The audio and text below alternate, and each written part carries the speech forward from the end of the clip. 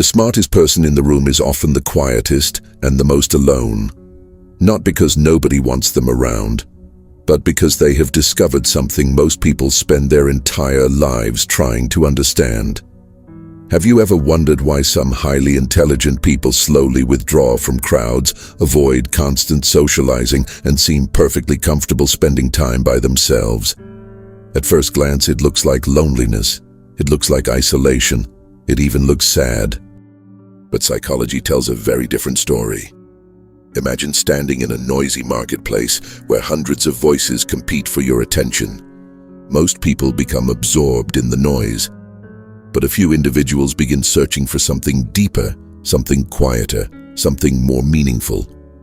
As their minds grow, their relationship with the world changes. The conversations that once entertained them start feeling repetitive. The approval they once chased begins to lose its value. The need to constantly belong slowly fades away, and without realizing it, they begin walking a different path, a path that many people misunderstand. Carl Jung once said, "Loneliness does not come from having no people around you, but from being unable to communicate the things that seem important to you." What if being alone is not a weakness? What if it is actually a sign of a mind that has evolved beyond constant stimulation? Tonight, we're going to explore the hidden psychology behind why smart people often choose solitude over company, and why the world frequently mistakes their strength for sadness. By the end of this video, you may never look at being alone the same way again. Chapter 1. The difference between loneliness and solitude. What if the thing most people fear is the very thing that helps intelligent minds grow? Most people believe being alone automatically means being lonely. But psychology draws a clear distinction. Loneliness is the pain of feeling disconnected. Solitude is the joy of being connected to yourself. And smart people understand this difference better than most. Think about a tree growing in a dense forest, surrounded by countless other trees. It struggles for sunlight. Every branch competes for space. Every root competes for nutrients. But imagine that same tree standing alone in an open field. Suddenly, it has room to expand. Its roots go deeper. Its branches reach farther. Its growth becomes extraordinary. Human minds work in a surprisingly similar way. The average person spends enormous amounts of energy reacting to external noise, social media notifications, endless conversations, expectations from friends, and pressure from society. But intelligent individuals often discover that constant interaction can become a distraction rather than a source of fulfillment. Research in psychology repeatedly suggests that highly intelligent individuals often report greater satisfaction with less frequent social interaction. Their minds derive stimulation internally rather than externally. They do not run away from people. They run toward clarity. This is why many great thinkers throughout history sought periods of isolation, not because they hated humanity, but because they wanted to understand it. The philosopher Blaise Pascal once wrote that many human problems arise from our inability to sit quietly in a room alone. Think about that. How many people instantly reach for their phones the moment silence appears? How many people feel uncomfortable when they have nothing to distract themselves? Yet intelligent minds often embrace those moments because in silence, they hear thoughts that are drowned out by noise. In solitude, they discover ideas that cannot be found in crowds. And perhaps the greatest irony is this: the people who are most comfortable being alone are often the people who understand themselves the best. Chapter 2. Why smart people become selective about relationships. The higher you climb in self-awareness, the harder it becomes to connect with people who only want shallow conversations.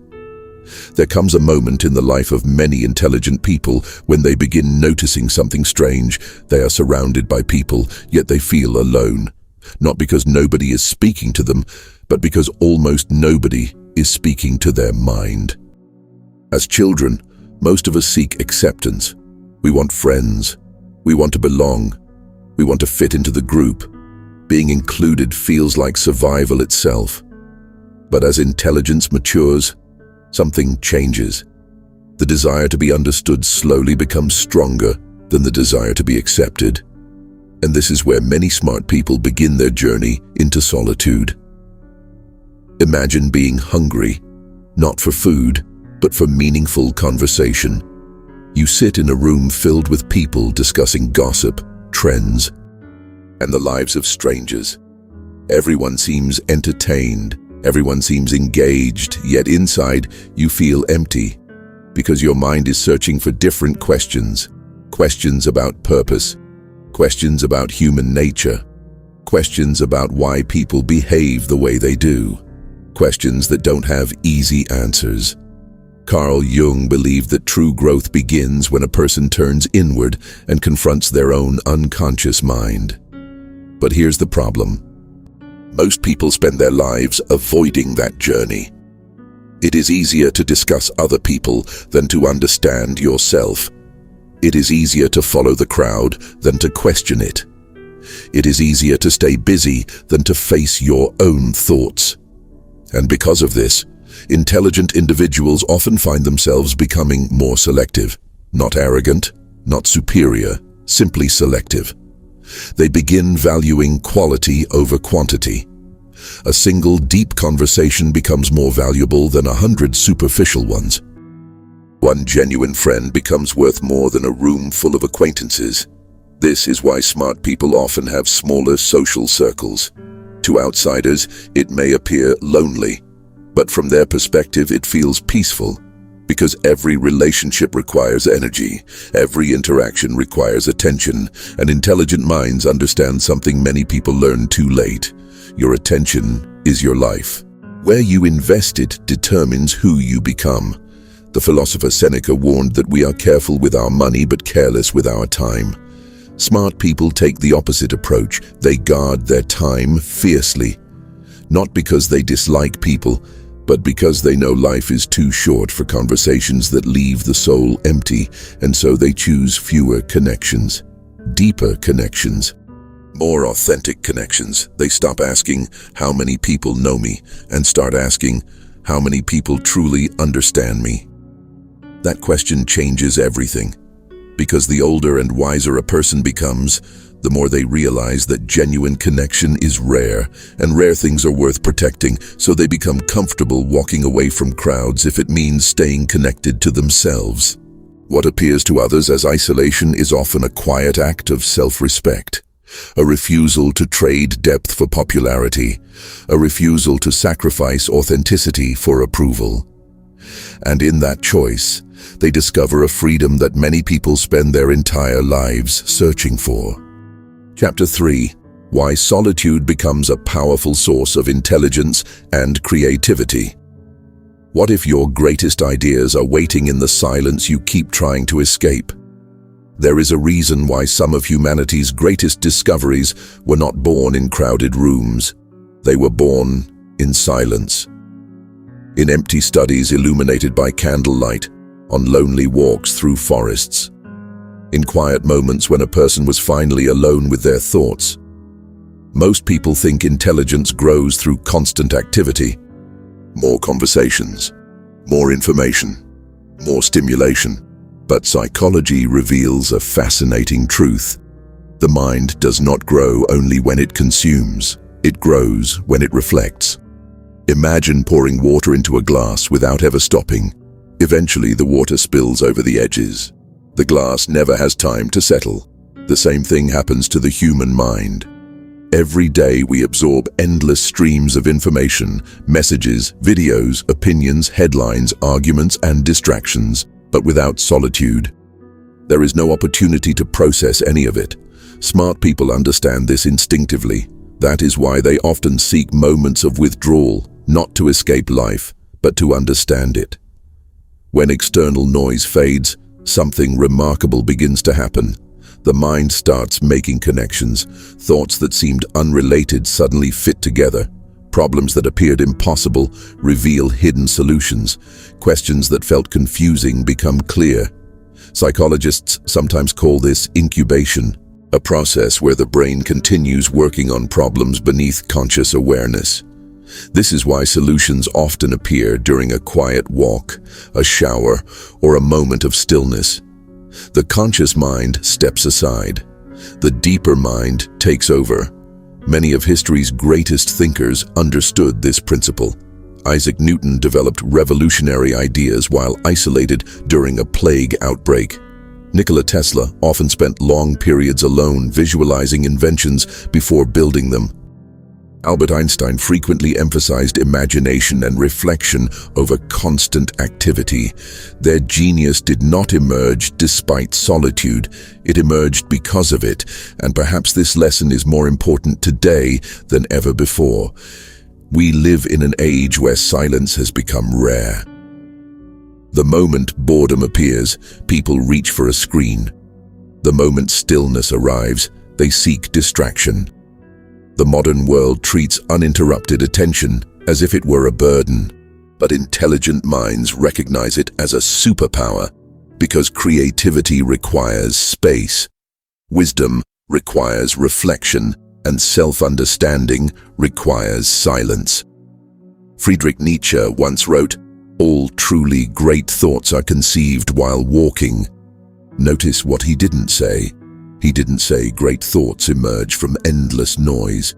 He didn't say they appear during constant social validation. He pointed toward something much simpler: solitude, movement, reflection, presence. This is why smart people often cherish their alone time. Not because they have nothing to do, but because their minds are doing some of their most important work. While others see emptiness, they see possibility. While others fear silence, they hear inspiration. While others rush to fill every moment, they allow moments to breathe. And in those quiet spaces, entire worlds are created. Ideas are born. Dreams take shape. Perspectives evolve, because solitude is not the absence of growth. It is often the environment where growth happens fastest. The smartest minds know this, and that is why they protect their solitude as carefully as others protect their possessions, because they understand a secret hidden from most people. Your future is often created in the moments when nobody else is watching. Chapter 4: The Hidden Strength that smart people find in being alone. The greatest advantage of solitude is not intelligence, creativity, or productivity. It is something far more powerful: the ability to become completely comfortable with yourself. At the deepest level, smart people do not prefer being alone because they dislike the world. They prefer being alone because solitude teaches them something that crowds often cannot. It teaches them who they really are. Most people spend their lives looking outward. They seek approval, validation, recognition. They measure their worth through the opinions of others, and without realizing it, they slowly hand over control of their happiness to the people around them. But solitude interrupts this cycle. When you are alone, there is nobody to impress, nobody to perform for, nobody to validate your choices. There is only you, and for many people that is terrifying, because being alone forces you to face questions that distractions keep hidden. Who am I when nobody is watching? What do I truly believe? What kind of life do I actually want? What am I running from? What am I becoming? These questions are uncomfortable, yet they are also transformational. Carl Jung believed that self-awareness begins when a person stops running from their own shadow and starts understanding it. Smart people eventually realize that the most important relationship they will ever have is not with a friend, a partner, or society. It is with themselves, and that relationship can only grow in moments of solitude. Think about a mountain. The higher it rises, the fewer companions travel with it. Not because the mountain rejects others, but because great heights naturally require separation. In many ways, personal growth follows the same pattern. As people become more self-aware, more thoughtful, and more intentional, they often find themselves walking paths that fewer people understand. The crowd begins moving one direction, Their inner compass points another, and they learn to trust it. This trust becomes a source of extraordinary strength, because a person who enjoys their own company cannot be easily manipulated. A person who is comfortable alone does not stay in toxic relationships out of fear. They do not chase approval at any cost. They do not compromise their values simply to fit in. Their confidence comes from within, and internal confidence is far more stable than external validation. The Stoic philosopher Marcus Aurelius spent much of his life reminding himself of a simple truth: you have power over your mind, not outside events. When smart people embrace solitude, they begin living this principle. They stop trying to control what others think. They stop chasing every opinion. They stop exhausting themselves trying to be liked by everyone. Instead, they focus on mastering their own thoughts. And that changes everything, because true freedom begins the moment your peace no longer depends on other people. The moment you can sit alone in a quiet room and feel complete, you possess something many people spend their entire lives searching for: inner peace. And once you find it, the world loses much of its power to disturb you. You still love people. You still form meaningful relationships. You still care deeply. But your happiness no longer depends on constant company. You have discovered a home within yourself, a place you can return to no matter what happens around you. And that is why many intelligent people choose solitude, not as an escape from life, but as a deeper way of experiencing it. Because in solitude, they find clarity. In solitude, they find creativity. In solitude, they find truth. But most importantly, in solitude, they find themselves.